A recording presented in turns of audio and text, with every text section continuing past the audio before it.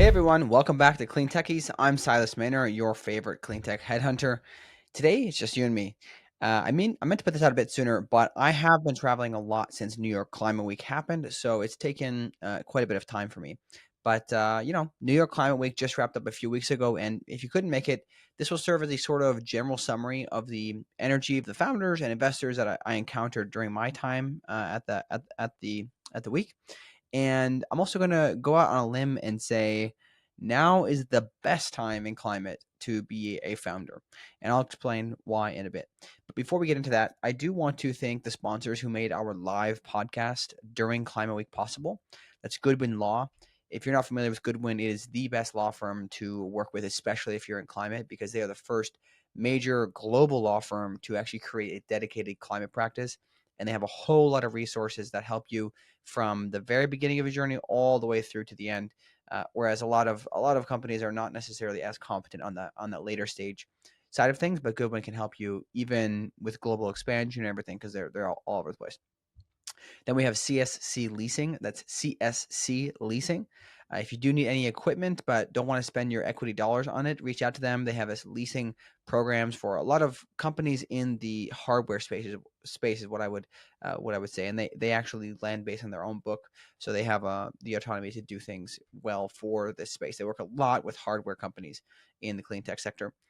And then Earth Tech Talent, the search firm that I run, helping clean tech startups hire the right talent quickly and for a price that even pre-seed startups can afford. I've been doing this for 5.5 years, so if you want somebody who knows what they're doing, reach out when you're hiring. All right. If you have not already, I would really, really recommend listening to the recording of our live podcast from Climate Week, because a lot of the themes that I am going to bring up today actually kind of came out in that discussion, which is kind of what I was thinking would happen. But I would recommend checking it out. Again, reference if you haven't listened already, I warn you that the audio quality is a bit scratchy because we had some severe technical difficulties with setting up the equipment to record. So aside from that, the content is really good. I'm sure you'll enjoy the content, but you have to bear with a little bit of a lower quality audio quality. All right, so first let's do this recap of Climate Week. This year felt very, very different in many ways. And I think the main reason I was really trying to prepare for this and boil it down, everybody I met just felt super locked in. No fluff and no bogus. Just completely locked in, both the investors and the founders. There was no kind of like, you know, wasted time, no wasted airspace. Like these people, these guys and gals are just really focused on what it means to be doing their job right now, to be investing, to be building. And they're really motivated. Like they're super, in some ways, kind of just like ready for the challenge ahead of them. So I was really impressed by that. In past years, I've met a lot of people who they kind of just seem to be there along for the ride. And they're like, hey, I want to make an impact, whatever. And they just seemed like tourists to an extent, or maybe they were serious, but they just weren't willing to put in the effort to really, chew glass and go through. So that was definitely different this year. The second thing was it was actually just as big, if not bigger, than the year before. So according to different reports that I saw, there were around 100,000 people who came to New York for this year's Climate Week. So, depending on who you ask, I think that's relatively similar to what we saw the year prior.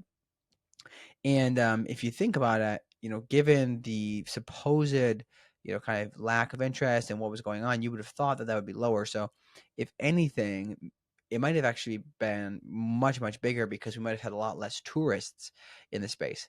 Um, I would also say that from the events that I attended, there was clearly no slowdown in momentum for this climate space in general. And when I do again compare this year's Climate Week to last year, it's kind of interesting because maybe I'm projecting here, but it's almost like last year there was almost still a bit of insecurity about our movement because we were at the time really worried what would a Trump presidency hypothetically mean for us. But now it's different. There is no more insecurity because despite all of the opposition and the attacks, we're actually cruising even stronger than ever. And, we can talk about some of the reasons for that later, but I just felt it was very different. Like there was a sort of maturity in all of the builders, all the investors, at least the people that I met, right? Because we know that we're doing the right thing and that these companies are making money and that we're not crazy and we're actually investing in the future. So yeah, we know with total certainty that even in the down markets, after all the hype has died down, there's still such an incredible source of motivation and purpose that we are all just careening forward now more than ever. The third core observation or summary, I guess, summary point I would say is there's a lot more mixing of audiences. It wasn't uncommon to see people from the oil and gas and the defense sectors hanging out around the clean tech circles, but without any shame, right? It used to feel, at least from my perspective, it used to kind of feel like these people were sort of outcasts because they had some sort of stain on them. But it seemed like there was a lot more openness to any of those people who are, working with those spaces or coming from those spaces. Maybe, if they're openly promoting only, oil and gas, for example, that wouldn't have been the case. But a lot of these people were kind of straddling industries, and they weren't the sort of dogmatic climate founders that you would bump into. But again, people seemed pretty open to them. Again, I could be projecting to an extent, but it did, from my personal perspective, feel a little different. The energy felt a little different in the rooms compared to years past. And the final thing I really want to bring up is that we had just a ton of fun at the Climate Capital Summit put on by Equal Ventures. Equal asked us to be a media partner in promoting it, so we gladly accepted that. But the most fun part of this was actually recording a whole bunch of man on the street interviews with the speakers and attendees of the event and getting their takes on what they're excited for. So it was really, really a lot of fun. Personally, for me, that event is definitely always a highlight for me because getting to be in that room with, I forget how many, they did an estimate, but it's well over $1 trillion of AUM in the room, mostly investors with then, dozens of really, really high quality founders. um, Seeing those people year after year now it's like kind of like a reunion, right? You've got this incredible group of people there. There's thousands of people on the wait list who couldn't make it, but I get to be in that room with those people and just hear what's going on. It's really, really an honor in the first place. If you are interested in hearing some of those interviews and hearing what people were excited for, what they were looking forward to in the next coming 12 months, and what they like about the summit, you should be able to hear those by the time this airs. We should have those posted on YouTube. We heard from people like Dimitri from Enduring Planet, Sophie Pradam at Planeteer, Mike Gray from Remarkable Ventures, and Sanjeev at Texture, and many, many others. We even had the CTO of Schneider come and do an interview with us. So really cool stuff. That one may not be posted because we got to wait for his media team to approve it, but but it's really, really, really fun. So that's one call out I wanted to make. And if you're able to, I would highly recommend trying to get to the summit next year. Be early to sign up because usually thousands of people sign up and it's a long waiting list. Hey guys, we are super excited to be partnering with Climate Hack to make content for the Hack Summit returning to New Lab on December 10th and 11th of 2025.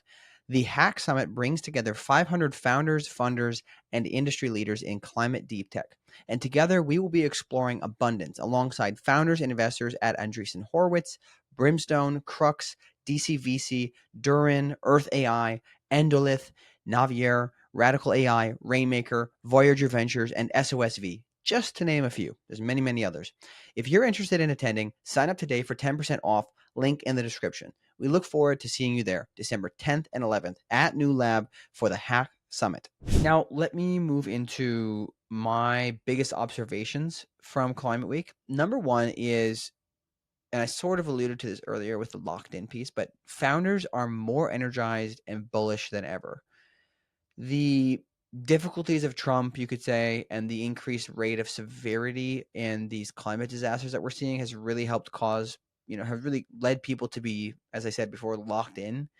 That main character energy was just very, very strong. It was running hot with every founder I bumped into this year.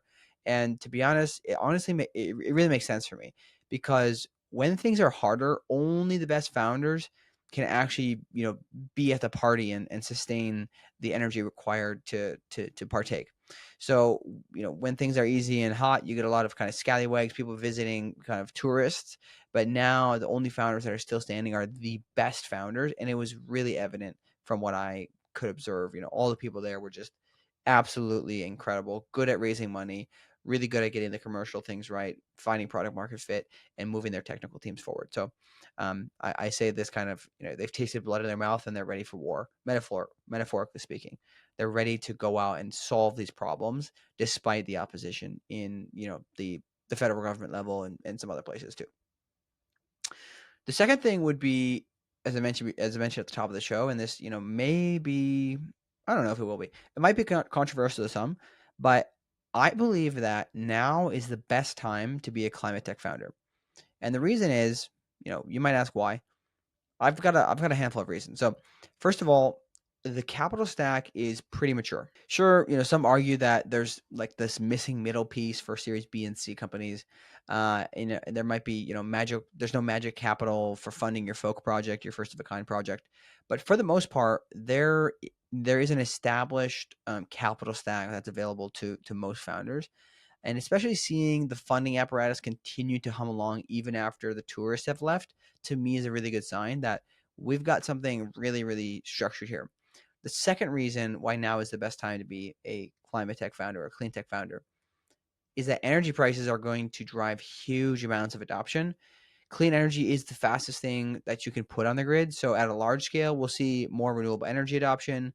And especially if you think about what the hyperscalers are looking for in the data center side, like they'll pay extra just to get energy. And most of the time they're looking to buy clean energy. Not always, but usually that's the fastest thing to get on the grid. So they'll look at that. And now even more than before, consumers are going to look at home electrification or battery backup options to help reduce their electricity bills. Any product in the demand response space should do quite well in this market because of how there's such a strong incentive to do so. Remember, if you're a homeowner and your electricity prices are just going through the roof, you now have an economic reason to consider getting a backup battery for your home. Anything like it'll actually make financial sense. It's not just a nice to have thing that you'd like to do if you want to support the climate, right? So I think that we'll see a lot of adoption in that space personally because of those high electricity prices. So yes, it's a catch 22. We've got on one hand, the Trump administration kind of wrecking things and doing a lot of crazy stuff that is bad for Americans, bad for electricity, buyers. But on the other hand, it should drive this kind of economic perspective in the clean tech or clean energy side of things. The third reason is there are other co-motivating factors. So before, the climate crisis kind of felt in a way just on its own. Now people have realized the connection between extreme climate events and insurance, national security, and just general everyday life inconvenience. So, especially with the push to diversify off of the China supply chain, we are seeing a lot of startups lean into that angle and often not even mention the clean tech aspects of what they're building. After all, if you think about this, I point this out a lot, and this is one of my observations that I was hoping to see even if Trump won, is that the future of warfare, for example, is pretty much drones, and drones are powered by batteries. And if we are, if supposedly China is our greatest enemy, we really don't want our batteries coming from China. Again, I'm not here to debate whether or not China is truly our greatest enemy or not, but the whole point stands that if national security is genuinely important to the administration and to, hypothetically all of the people who voted for him, then you would think that they would want to decouple from China in a way. So we will see, obviously, things going forward on that front. We've already talked to Joel Armin Hoyland. He's actually coming on the pod again pretty soon, about this with the continued support for the critical mineral space and mineral processing in the U.S. Some of those things were retained in the IRA, and there's even a new program that's being funded, I believe, from the Department of Energy. So there's still growth there, and then in general, we're just now seeing climate tech companies kind of blend in with many of the industries that they serve under different names. So we're no longer we don't really need to rely on somebody's motivation to just save the earth. If that's not the thing that matters most, we can just see that the climate technologies are the right thing to do. They're the smart thing to do. They save you money. You're wasting less. You're securing your supply chain. There's so many reasons why the clean tech method is just really the smart thing to do now. Again, co-motivating factors, really, I think a big one, because we can get more people kind of packed into our movement if we if we focus on this. It's not just like, hey, is your primary motivator in life solving the climate crisis? If it is, great. If it's not, how can we get you involved, right? Maybe you have other motivators that rank higher than climate. So let's get you in the boat if that makes sense. The fourth reason that it's a great time to be a climate tech founder is that competition is ruthless. If your idea or your technology is not top notch, then you're going to struggle to get funded, and this will force you to get better. So, as a founder, it's a really great time for absolutely ruthless feedback. I don't think that we're going to see a lot of, fluffy startups that don't really do much get funded these days because like it's a tough market and you've got to be good. Obviously, some people might see that as a negative, but I see this as a positive because it'll only bring through the best and the money will be used effectively. Finally, I think these coming years are going to be they're going to bring a lot of different clean tech success stories of exits or really, really big growth stories. And I believe that this will solidify clean tech even further as an area where there is huge opportunity and frankly, where most of the innovation is happening. And frankly, where most of the innovation is happening. Outside of AI, the most innovative companies in the world are all building in clean technology or climate tech of some sort, right? You've got these companies using microbes to mine, like all of these things that serve this kind of broader clean tech ecosystem that we refer to. This innovation, these scientific breakthroughs, they're coming in the clean tech sector. So I'm, much more bullish on clean tech than I am on AI broadly, but I'm also grateful to the challenges or the you could say the trend of AI that's going to end up helping advance the clean tech space. And this brings me to the last thing I wanted to discuss broadly about my core observation from Climate Week in general, and that is that I think the word climate tech is dead. We will still use the word often to describe what we do and to our broader ecosystem and community. I don't think that's going away. But in general, a lot of the good teams in this space will probably fall along the lines of new energy, reindustrialization, national security or defense, mining, green technology, waste reduction, nature technology, or just peer play efficiency companies. So I really don't think we're going to see people brand themselves as clean tech or climate tech companies almost ever. There'll be a few instances where that's the case, but in many cases it will not be. And in other words, like I consider this era to be the chameleon company era. That's why I coined the term on my LinkedIn post, chameleon era for climate tech companies. Clean tech, then climate tech, now chameleon tech. No, I'm just kidding. I don't actually expect people to call it chameleon tech, but fundamentally, I think that evokes the right image, right? We basically adapt to whatever industry that we're serving, and we're going to blend in so many ways. We're going to kind of fit in with where we need to serve, which is, in a way, what we've always done, or what I should say, technology has always been about is solving the problems of those industries that we serve.